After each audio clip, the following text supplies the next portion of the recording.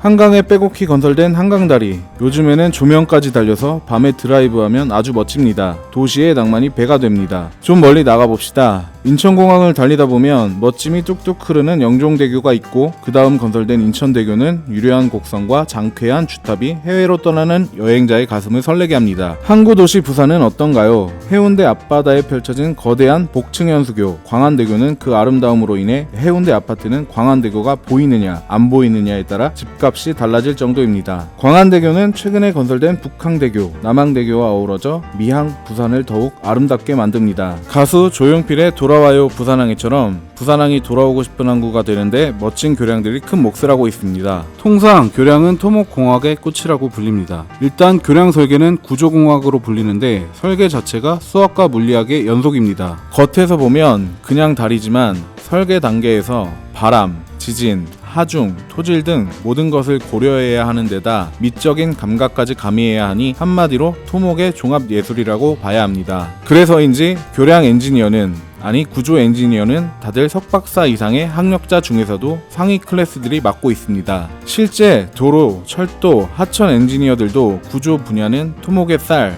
즉 기본이라며 구조 엔지니어들을 최고로 인정해주고 있습니다. 우리나라의 근대 교량은 일제에 의해 시작됐습니다. 1900년에 한강철교를 시작으로 국권이 피탄된 다음해인 1911년 압록강 철교를, 이후 1917년 한강대교, 32년에는 금강의 도로장대교인 금강대교가 공주에 건설됐습니다. 이후 34년에 뚜껑이 열리는 도계교, 영도대교가 부산에, 36년에는 광진교가 서울에 건설됐습니다. 일제시대를 넘어 1973년에는 국내 최초 케이블 교량인 남해대교가, 1984년 국내 최초 사장교인 진도대교와 돌산대교가 같은 해 완공됩니다. 당시에는 케이블을 이용한 사장교나 현수교 엔지니어가 없어 이들 교량은 일본 엔지니어가 주도하게 됩니다. 일본 기술의 그늘은 인천공항 고속도로의 핵심 구간인 영종대교 때까지 계속됩니다. 복층형 자정식 현수교인 영종대교는 사실상 일본 장대 조다이가 거의 대부분을 설계합니다.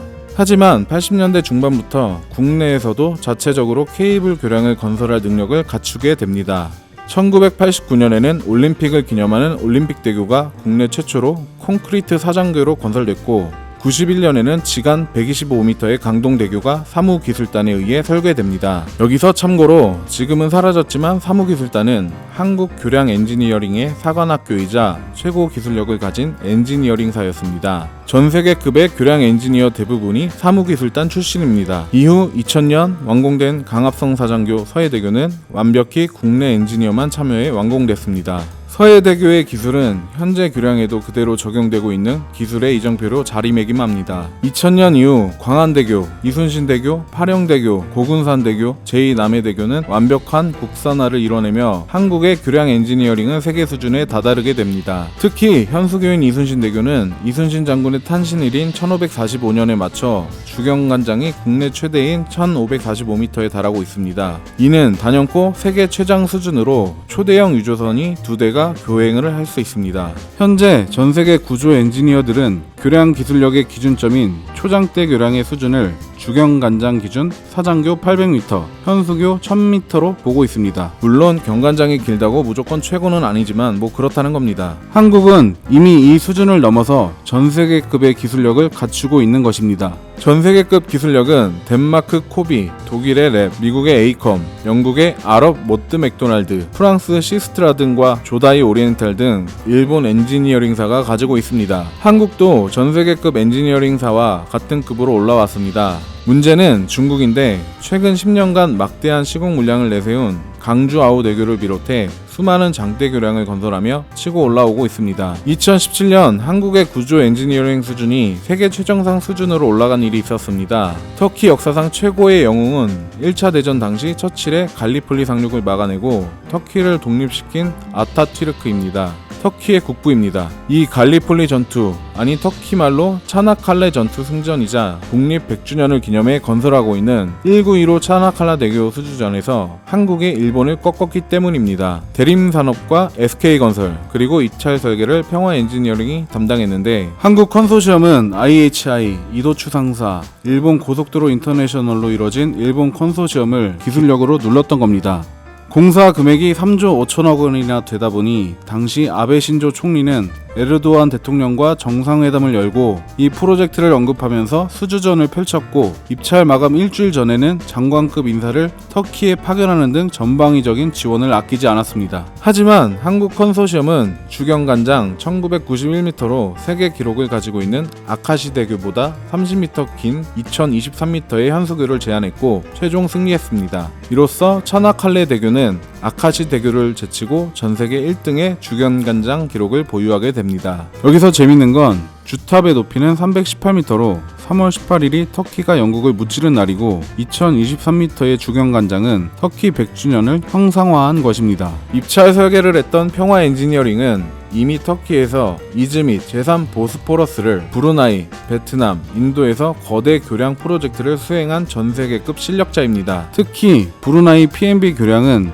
평화 엔지니어링이 설계뿐만 아니라 발주, 시공사 선정, 시공 감리 등 한국 최초로 프로젝트 전 과정을 수행하는 PMC 형태로 사업을 수주한 바 있습니다. 최근 한국의 엔지니어링사들은 동남아를 주축으로 공적 개발 원조, 즉 ODA 사업에 참여하게 됩니다. EDCF와 코이카 두 기관이 발주하는 SOC 사업에 우리나라 엔지니어링사가 컨설팅을 하는 것입니다. 일본은 동남아 전 지역에 1950년도 말부터 자이카를 필두로 꾸준히 공적 원조를 해오고 있습니다. 사실 한국은 일본의 10분의 1 정도밖에 원조를 하지 못하고 있습니다. 왜 동남아에 도요타, 혼다 같은 일본 자동차가 많은지는 원조액만 봐도 알 수 있습니다. 한국도 경제 성장을 하면서 10여 년 전부터 ODA 받던 나라에서 주는 나라로 바뀌었습니다. 수출입은행 EDCF는 2008년 1조 원에서 지난해에는 2배 늘어난 2조 원을 유상차관 제공하고 있습니다. 그 결과 탄생한 두 교량이 베트남의 밤콩 브리지, 한국 미얀마 우정의 다리입니다. 한 미얀마 우정의 다리는